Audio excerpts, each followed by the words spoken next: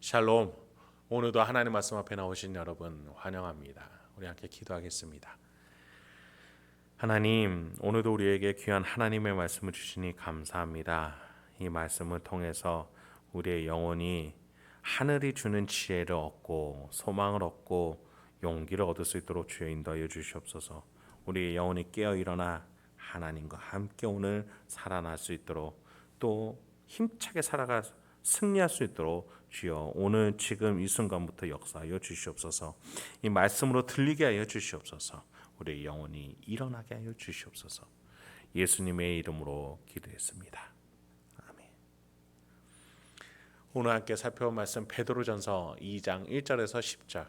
베드로전서 2장 1절에서 10절까지 함께 살펴보도록 하겠습니다. 오늘도 신실하신 하나님을 찬양합니다. 우리의 아버지 되신 하나님이 오늘도 우리가 구원의 길을 잘 걸어갈 수 있도록 인도해 주고 계신 줄 믿습니다. 그 하나님과 함께 신실하게 이 길을 걸어가 천국을 상속받을 수 있는 저와 여러분이 되길 소망합니다. 그렇습니다. 우리는 이 길에 집중해야 돼요.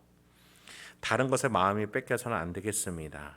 이 길을 잘 걸어갈 수 있도록 미리 희생해 주신 이 예수의 복음을 기억하면서 이 길을 잘 걸을 수 있도록 내 안에 함께 계신 예수의 영 성령 하나님을 와 동행하면서 우리가 오늘도 살아내길 소망합니다. 본문 1, 2절입니다. 그러므로 모든 악독과 모든 기만과 외식과 시기와 모든 비방하는 말을 버리고 갓난 아기들 같이 순전하고 신령한 젖을 사모하라. 이는 그로 말미암아 너희로 구원에 이르도록 자라게 하려 함이니라. 너희가 주의 인자하심을 맛보았으면 그리하라. 베드로는 신자들에게 분명하게 말합니다. 갈 길에 집중하라고 말이죠. 우리가 갈 길은 천국에 입성해서 상속받을 자다운 면모가 되는 것입니다. 어린아이, 미숙한 아이가 되어서 안 되겠습니다. 자라나야 돼요. 그래서 우리는 다른 불량식품들의 눈을 돌릴 것이 아니라 어미의 젖을 향해 간구하는 아이처럼 하나님께 신령한 젖을 사모하고 구할 줄 알아야 된다라고 말하고 있어요. 여러분, 아기가 먹을 것들은 순수하고 깨끗하죠. 하나님이 우리에게 주신 것들도 그래요. 그것으로 우리는 상속자답게 자라나는 거예요. 이 땅의 것들, 악함과 타인을 사랑하지 못하는 기만과 겉으로만 살고 내면은 썩어져 있는 외식과 내면이 썩어져 들어가는 시기와 비방으로 살아가려는 것을 우리는 버려야 합니다. 하나님의 것을 구할 줄 알아야 돼요. 그렇게 우리는 어린 아이에서 점점 성숙하게 자라나는 것이지요. 그렇게 상속자다운 면모로 조금씩 우리가 변해가는 것이 바로 우리 인생살이입니다. 그래서 우리는 이 신령한 젖으로 살기 바빠야 해요. 여러분, 우리가 신령한 젖을 먹고 자라서 뭘 하느라 이 힘이 빠질까요? 그래요. 서로 사랑하는 거예요. 서로 사랑하느라 힘이 빠지면 또 다시 하나님께 신령한 젖을 사모하는 것이죠. 그렇게 우리는 먹고 사랑하고 먹고 사랑하면서 점점 근육이 붙고 성숙해지며 하나님의 그 통치를 감당할 수 있는 예수를 닮은 왕다운 면모로 바뀌어지는 거예요. 그렇습니다. 예수는 겸손의 왕, 사랑의 왕, 섬김의 왕으로 이 땅에 오셨고 저 하늘에서도 다스리고 계십니다. 그 나라는 예수를 닮은 왕이어야 될 수가 있어요. 우리는 하나님께 신령한 젖을 사모함을 받아서 그 신령한 젖을 받아서 예수와 같은 왕이 되어야 하겠습니다. 그렇게 어느샌가 우리가 하루하루 살다 보면 예수와 닮아가게 되는 것이죠. 그렇게 한 아기와 같은 우리가 계속 점점 성숙하게 자라면 무엇이 될까요? 이 땅에서 그래도 중간에 무엇이 될 수 있을까요? 4절부터 5절입니다. 사람에게는 버림받아 되었으나 하나님께는 택하심을 입은 보배로운 산돌이신 예수께 나아가 너희도 산돌같이 신령한 집으로 세워지고 예수 그리스도로 말미암아 하나님이 기쁘게 받으실 신령한 제사를 드릴 거룩한 제사장이 되지니라. 여기에서 두 가지를 말해줘요. 첫째는 집이 된다, 둘째는 제사장이 된다라고 말해주고 있습니다. 그렇습니다. 우리는 개인적인 신앙생활을 하는 게 아니에요. 하나님을 믿으면 하나님의 상속자가 되는 거예요. 무언가를 다스리고 끌어안고 책임지는 왕이 되는 겁니다. 그래서 우리는 하나님을 믿으면 믿을수록, 복음을 따르면 따를수록 예수와 닮은 왕이 되어 갑니다. 예수를 믿어가면은 사랑할 대상이 보이는 거예요. 타인이 보이는 거예요. 내가 사랑하기 위한 할 일들이 떠오르는 것이죠. 베드로는 신자가 신령한 집이 된다라고 말해줬어요. 그 속에서 기쁘게 받으실 제사를 드릴 제사장도 된다라고 말해주고 있어요. 젖만 먹던 아이가 사랑하기 위해서 힘써 힘을 쓰고 또 다시 신령한 젖을 먹어 다시 힘을 내면서 그걸 반복하다 보면 어느샌가 다른 일을 은혜의 장중으로 끌어모으는 신령한 집이 되어 있고 그들과 함께 하나님과 예배하는 제사장이 되어 있습니다. 그게 바로 누구를 닮아가는 거예요? 예수 그리스도죠. 우리가 점점 예수 그리스도를 닮아가서 우리가 그렇게 다른 이들의 사랑으로 다스린 자가 되는 거예요. 저와 여러분이 가정에서, 직장에서, 일상에서 그렇게 신령한 집, 거룩한 제사장이 되길 소망합니다. 그런데 여기에서 베드로가 결정적인 조건 하나를 말해줘요. 우리가 저절로 크는 게 아니라는 거예요. 베드로는 계속해서 하늘의 열매요 순리되는 예수 그리스도를 중심으로 말해주고 있어요. 예수가 대들보가 되는 집이 되라고 말해요. 제사장이 되어서도 예수를 따라 제사장이 되라. 쉽게 말해서 예수를 중심으로 집이 되고 예수를 중심으로 제사장이 되라는 거예요. 여러분, 우리가 예수를 따라서 예수를 닮아서 예수와 함께 신령한 집이 되고 제사장이 된다는 사실 잊지 마시기 바랍니다. 여러분이 직장 생활도 하고 경제 활동도 하고 취미 생활도 하지요.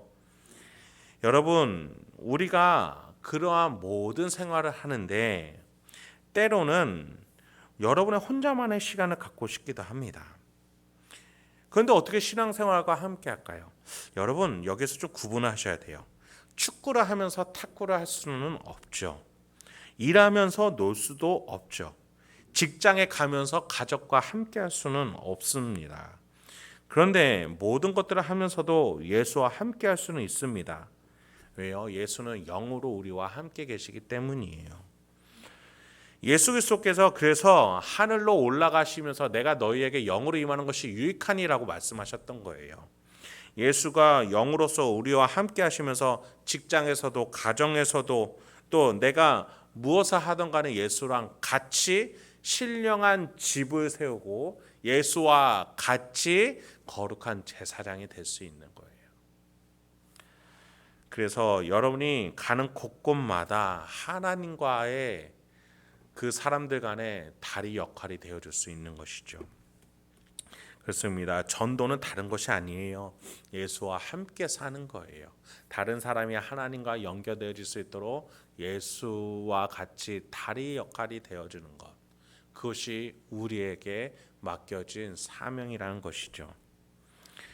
본문 6절부터 8절입니다. 성경에 기록되었을 때 보라 내가 택한 보배로운 모퉁이 돌을 시온에 두노니 그를 믿는 자는 부끄러움을 당하지 아니하리라 하였으니 그러므로 믿는 너희에게는 보배이나 믿지 아니하는 자에게는 건축자들이 버린 그 돌이 모퉁이 돌의 머릿돌이 되고 또한 부딪히는 돌과 걸려 넘어지게 하는 바위가 되었다 하였느니라. 그들이 말씀을 순종하지 아니함으로 넘어지나니 이는 그들을 이렇게 정하신 것이라. 베드로는 여기서 우리가 판단할 수 있게 해줘요. 과연 나는 예수로 사는 자인가 아니면 예수라는 이름을 액세서리로 여기는 자인가.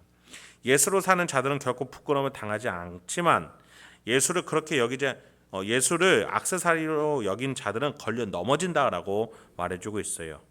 여러분, 이 땅에서 신자라고 하는 것이 부끄러울 때가 많죠. 세상인들이 인정해주지 않기 때문이에요. 그러나 하나님이 그 인생을 반드시 높여주실 것이라고 약속해주고 계세요. 그래서 우리는 그 인생을 살아내야 합니다.